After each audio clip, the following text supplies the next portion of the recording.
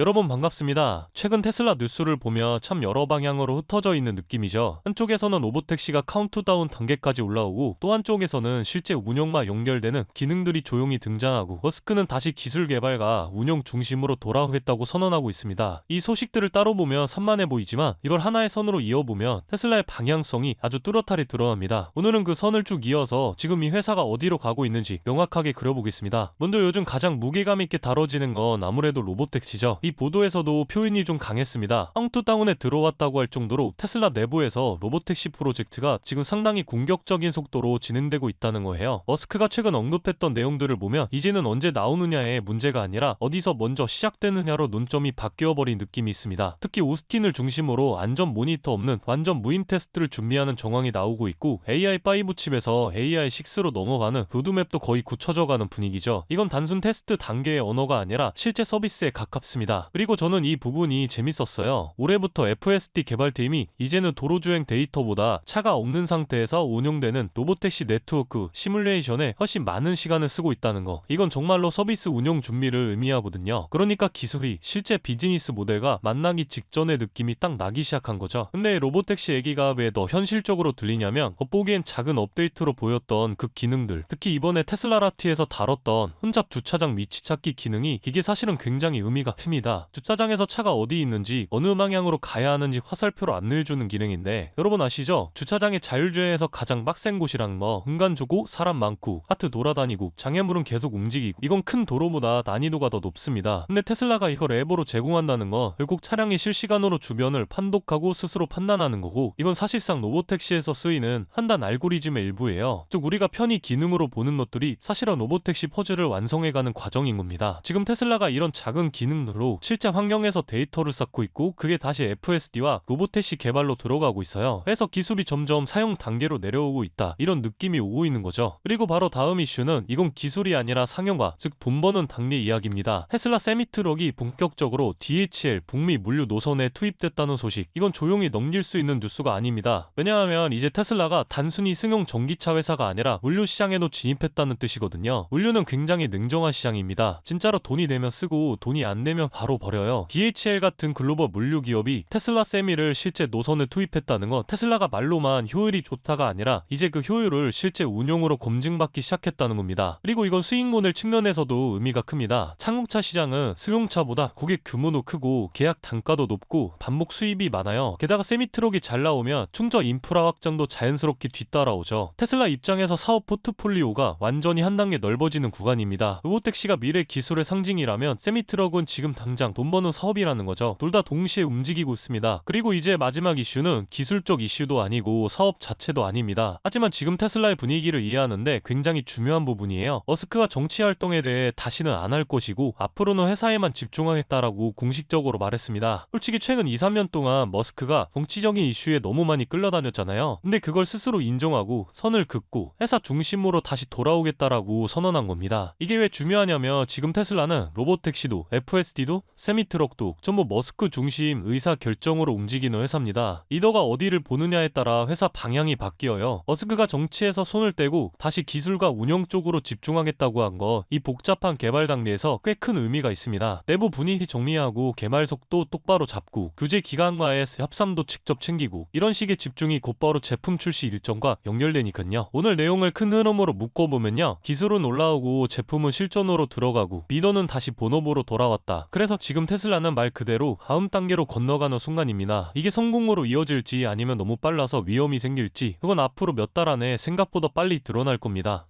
그렇다면 여러분들은 지금 주식 시장에서 수익을 내고 계신가요? 우리는 어떻게 해야 이런 불확실한 시장 속에서도 안정적으로 큰 수익을 얻어갈 수 있을까요? 눈에 띄는 대장주 M7 같은 종목들은 이미 너무 많이 상승한 뒤이기 때문에 앞으로는 진짜 큰 돈을 벌기 쉽지 않습니다. 진짜 기회는 그 대장주들 뒤에서 움직이는 수혜 종목에서 발생하는데요. 이런 종목들은 시가총액이 작기 때문에 비교적 소액으로도 접근이 가능하고 리스크 관리 또한 용이하죠. 즉 적은 자금으로도 큰 수익을 노릴 수 있는 구조입니다. 그런데 지금 시장을 움직이는 가장 큰 힘은 단순히 금리나 유동성이 아닙니다. 바로 미중 무역전쟁의 임합, 전략자원 전쟁이 시작됐기 때문이에요. 중국이 반도체에 이어 히토류 수출을 통제하기 시작했고 미국은 이에 맞서 자국 내 히토류 생산 라인을 재건해 나섰습니다. 단순히 정치적 갈등을 넘어서 AI, 전기차, 방위산업까지 직결된 신냉전형 공급망 전쟁입니다. 가장 대표적으로 눈에 띄었던 건 바로 히토르 전쟁의 중심에 선 MP 머티리얼스 티커였습니다. 미국 국방부와의 공급 계약이 발표되자 3개월 만에 주가가 6배 이상 폭등했고 거래량은 평소에 10배 이상 터졌어요. 1,000만원만 넣었어도 6천만원.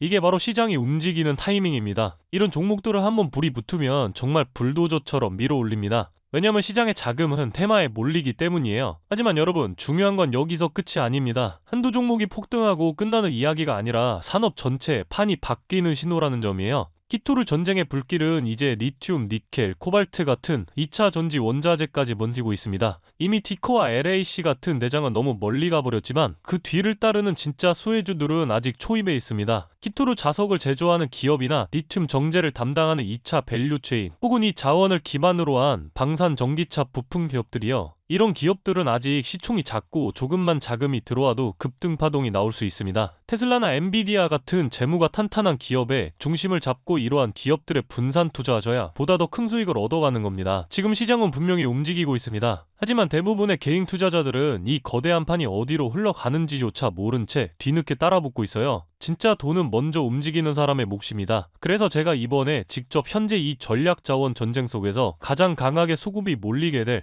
핵심 수혜 섹터와 종목 리스트를 정리해뒀습니다. 실제로 기관 자금이 들어오는 타이밍과 정부 정책 방향, 글로벌 공급망 재편 흐름까지 데이터 기반으로 정리된 PDF 자료예요. 이러한 정보도 소중한 제 구독자분들과 끝까지 영상 시청해주신 분들께만 오픈해드리도록 하겠습니다. 참여 방법은 간단합니다. 영상 아래 더보기란을 클릭하시면 파란색 링크가 하나 보이실 겁니다. 간단한 설문조사 진행해두시고 전송 버튼까지 눌러주시면 확인 후에 순차적으로 자료를 전달드리겠습니다. 절대로 금전 요구나 무조건적인 투자 권유 또한 하지 않습니다. 여러분이 시장에서 안정적으로 수익을 만들어 가시길 바라는 마음으로 준비한 자료들이에요. 꾹 가볍게 참고하시고 시장의 흐름을 직접 관망하셔도 좋습니다. 시장은 언제나 먼저 보는 사람, 먼저 움직이는 사람이 이깁니다. 지금 우리가 보고 있는 건 단순한 주가 상승이 아니라 글로벌 머니의 방향 전환이에요. 이 기회를 놓치면 다음 사이클이 올 때까지 또 몇 년을 기다려야 할지도 모릅니다. 영상이 도움되셨다면 좋아요와 구독 버튼 눌러주시고 저는 다음 영상에서 뵙도록 하겠습니다.